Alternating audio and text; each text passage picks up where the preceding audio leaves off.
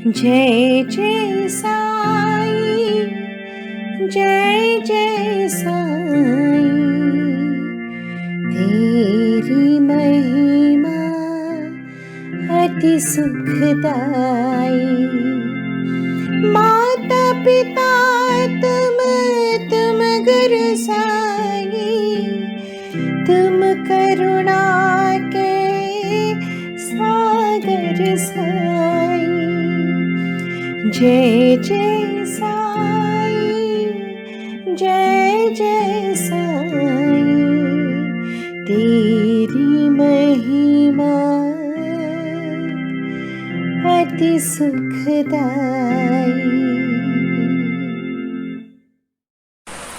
नमस्कार, ओम साई राम।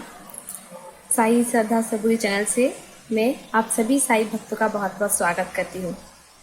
जो साई भक्त पहली बार मुझे स्क्रीन में देख रहे हैं, मैं उन रिक्वेस्ट करती हूँ साई भक्त को जल्द से जल्द बेल आइकन दबाइए और हमारे चैनल को सब्सक्राइब करिए और हर एक वीडियो आप लोग ज़रूर देखें। जो सब चीज़ें हम लोग हमारे चैनल में डालते रहते हैं वो सब चीज़ें आप लोग देखें और कमेंट करके ज़रूर बताइए। सब्सक्राइब करना मत भूलिए। साई बाबा अपने प्रवचन में कहते हैं, हर एक चीज़ में मैं हूँ, हर एक प्राणी में मैं हूँ। मेरी प्राण बसती है उन जीवों में, उन जंतुओं में जिनसे आप लोगों को लगाव रहना चाहिए। आप लोगों को उनसे प्यार होना चाहिए। हवा, पानी, सब कुछ में तो मैं हूँ। इसीलिए आपको ईश्वर का दर्शन करना है तो उन सभी चीज़ों से प्रेम करना सीखो। जब आप उन सब चीज़ों से प्रेम करना सीखोगे तभी मेरा दर्शन हो सकेगा, तभी ईश्वर का दर्शन हो सकेगा। इसीलिए अपने आप में दंड करके कुछ भी फल प्राप्ति नहीं होगा। जितना दंड करोगे, जितना झगड़ा करोगे, उतना ही तुम ईश्वर से बहुत दूर चले जाओगे। ईश्वर का निकट आना है तो जीव को प्रेम करो, जीव के साथ रहो, जंतु को प्रेम करो। मालिक आपको ज़रूर दर्शन देगा। मालिक पर भरोसा रखो, विश्वास रखो। मालिक सब देखता है। हमारे बाबा को जीव जंतु से इतना लगाव था, इतना प्रेम था। बाबा खुद अपने हाथों से उन जीव जंतु को खाना बना के देते थे। आज हमारे इस साई श्रद्धा सबूरी चैनल से उन सभी साई भक्त को एक मैसेज देने की कोशिश कर रहे हैं हम। जितना से जितना हो सके आप लोग दान करें। दान से सुकून मिलता है और बहुत सारे पुण्य आपकी झोली में आ जाता है। खुद के हाथों से आप लोग दान करें, अन्य दान। क्योंकि जब कुछ चीज़ें आप अपने हाथों से करेंगे ना, देखेंगे इतना अच्छा महसूस होता है, इतना लोगों का ब्लेसिंग्स मिलता है। और मालिक वो तो सब देख ही रहा है। बाबा को किसी भी प्राणी को खिलाने से बाबा इतना खुश होंगे, इतना खुश होंगे। बाबा तो ऊपर से देख रहे हैं। आपके ऊपर तो हर वक्त बाबा का आशीर्वाद रहेगा। अन्य दान करें पर खुद के हाथों से करें। खुद जाके खिलाए। खुद जब अपने हाथों से उन गरीबों को, दुष्ट को, प्राणियों को जब खिलाएंगे ना, रास्ते में तो बहुत सारे ऐसे बिल्ली होती है, कुत्ते भी होते हैं, तो उन सभी जीव जंतु को, उन सभी सारी छोटी छोटी जो चीज़ें आप लोगों को करने में जो सुकून मिलेगा ना, ये बहुत अच्छा एक ब्लेसिंग्स मिलेगा उन लोगों से। रास्ते में बहुत सारे डॉगी हैं तो डॉगी को भी खिलाइए, बिस्किट दीजिए, कुछ भी दीजिए। बिल्ली भी रहती है, आपके घर में भी रहती है, तो बिल्लियों को भी खाना खिलाइए। पशु प्राणी हर एक चीज़ में तो बाबा बसते हैं। हर एक प्राणी में बाबा बसते हैं। हर एक जीव के अंदर हमारे बाबा रहते हैं। इसीलिए दान करें पर खुद के हाथों से करें।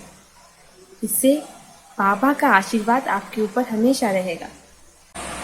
ओम साई राम। ओम साई राम।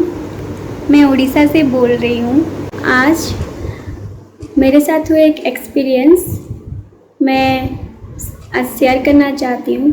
उससे पहले मैं आप सबसे ये बताना चाहती हूँ मैं बाबा से कैसे जुड़ी, बाबा मेरे ज़िंदगी में कैसे आए।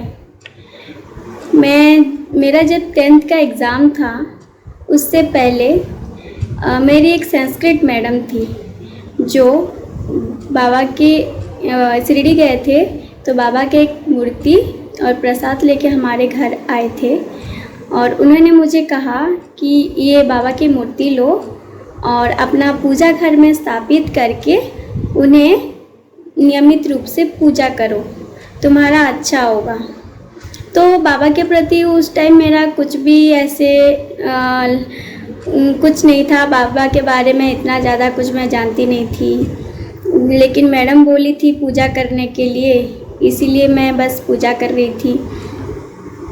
ऐसे धीरे धीरे धीरे धीरे मैं बाबा से जुड़ती गई, बाबा को मानते गई और उसके बाद मेरे लाइफ में एक ऐसा कुछ हुआ कुछ साल पहले ताकि मैं बाबा पे गुस्सा होके बाबा को भूल गई।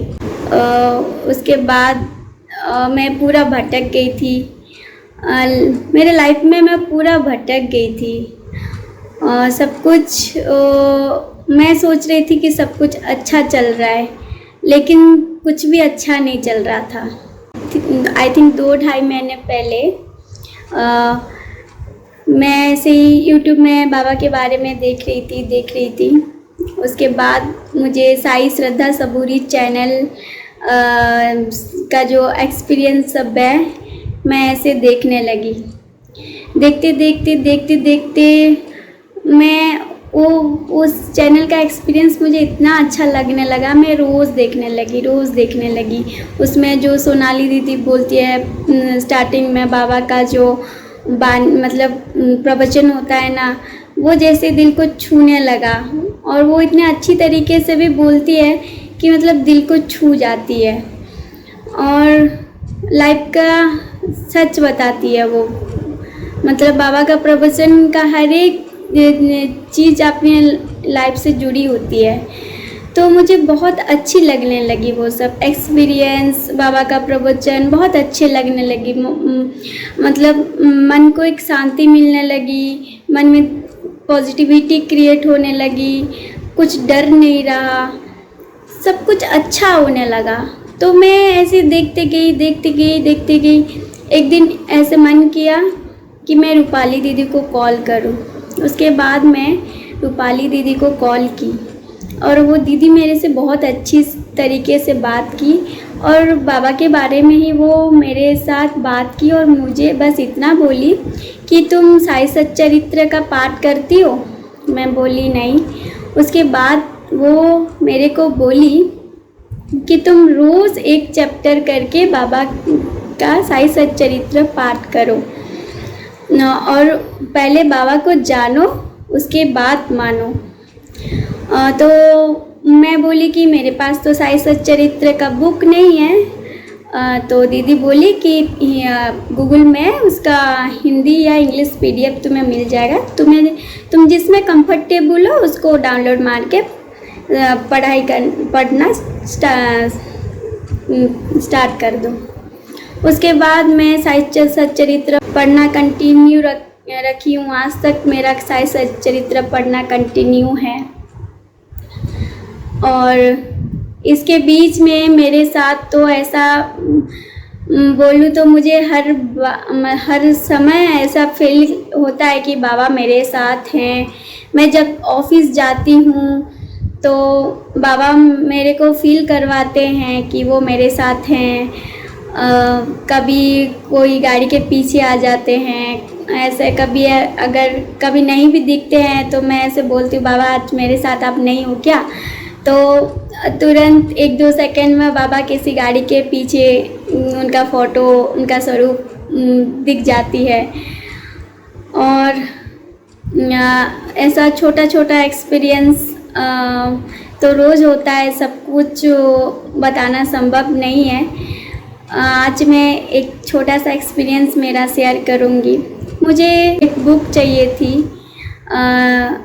तो मैं ऐसे ऑनलाइन सर्च की, सब कोरोना के वजह से आउट ऑफ स्टॉक दिखा रही थी। तो फिर मुझे वो बुक बहुत अर्जेंट थी और मैं जहाँ पे रहती हूँ वहाँ पे वो बुक मिलना, और इतना बड़ा बुक स्टोर मैं यहाँ कभी देखी नहीं हूँ। मैं यहाँ का लोकल नहीं हूँ, लेकिन जितने साल से भी मैं यहाँ पे रहती हूँ उतने दिनों में कभी इतना बड़ा बुक स्टोर नहीं देखी हूँ कि मुझे लग जाता कि वो बुक वहाँ पे मिल जाएगी। उसके बाद फिर भी मैं वही सोचती रही कहाँ से बुक अरेंज करूँ। उसके बाद सुबह जब ऐसे सोचते सोचते मेरा एक दीदी का नाम मुझे याद आया, जो कि यहाँ की लोकल है। मैं उनको कॉल की और पूछी, दीदी यहाँ पे ऐसा कुछ स्टोर है क्या जहाँ पे मुझे वो मेरा एक बुक चाहिए, वो मतलब सारा बुक जहाँ पे अवेलेबल हो, जो कि मेरा एक बुक है वो मिल जाए। दीदी का कॉल आया और दीदी मुझे बोली कि यहाँ पे है एक दुकान का एड्रेस मुझे दी और मैं गई। वो दुकान भी मैं जहाँ पे रहती हूँ वहाँ से 10-15 किलोमीटर दूरी पे है। तो मैं स्कूटी में ऐसे जा रही थी और सोचते सोचते जा रही थी कि बुक मिल जाएगी तो अच्छा होगा। ऐसे सोचते सोचते जा रही थी और मैं पहुँच गई दुकान पे जब पहुँची तभी मैं दुकान के सामने ही बाबा को एक बार स्मरण की कि बाबा प्लीज़ इस दुकान में मेरा बुक मिल जाए। वो दुकान बहुत छोटी सी थी, मतलब मैं वो जगह गई हूँ पहले, लेकिन वो दुकान मुझे कभी दिखी नहीं, इतना छोटा सा था। और मैं जब दुकान के अंदर गई तो वहाँ पे बाबा का एक स्वरूप था, तो मुझे लगा कि बाबा ही मुझे यहाँ पे बुलाए हैं। और उसी टाइम 12 बजने में थोड़ी देर बाकी था, शायद 5-10 मिनट बाकी था। तो जो दुकान का मालिक थे वो बाबा की मध्याह्न आरती कर रहे थे और मैं आरती देख के मतलब मैं कंफर्म हो गई कि मेरा बुक तो यहाँ मिल ही जाएगा, क्योंकि बाबा का स्वरूप था और बाबा का आरती भी हो रही थी। तो बाबा ही मुझे वो दुकान लेके गए थे और सच में मेरा बुक वहीं पे मिल गया। अगर उस दिन वो बुक नहीं मिलती तो शायद मुझे फिर वो 2-2.5 घंटा दूरी पे जाके ही वो बुक कलेक्ट करना पड़ता कैसे भी। तो ये कोरोना के वजह से और इतना गर्मी में मुझे थोड़ा सा भी मन नहीं था जाने का, और कोरोना में तो जाना भी सही नहीं होता। तो ये एक मेरा बाबा के साथ एक एक्सपीरियंस है छोटा सा। मुझे उस टाइम फील हुआ कि जैसे बाबा ही मुझे ये बुक स्टोर लेके आए हैं और वो बुक मुझे दिलाए। लेकिन मुझे अभी फील हो रहा है कि मैं भूल गई थी बाबा को, लेकिन बाबा मुझे कभी नहीं भूले। बाबा हमेशा मेरे साथ थे। और ऐसा छोटा छोटा एक्सपीरियंस, जैसे कभी भी कोई भी मुश्किल आती है तो उसका रास्ता, मतलब उस मुश्किल से जूझने का रास्ता बाबा दिखा देते हैं। उस मुश्किल कंडीशन में कौन आपके लिए अच्छा है बुरा है वो आपको बाबा खुद ब खुद दिखा देंगे। आपको कोई ज़रूरत नहीं है कुछ करने का, बाबा खुद ब खुद दिखा देते हैं। ये जो कुछ भी मैं बोल रही हूँ ये वैसे नॉर्मल एक इंसान के लिए बिलीव करना थोड़ा मुश्किल होगा जो बाबा को मानते नहीं हैं, लेकिन जो बाबा को मानते हैं उनके लिए ये कुछ भी इम्पॉसिबल चीज़ नहीं है। बाबा रोज़ ऐसे ही फीलिंग भक्तों को कुछ ना कुछ ऐसे फील करवाते रहते हैं। हर दिन वो कुछ ना कुछ ऐसे मिराकिल करते रहते हैं।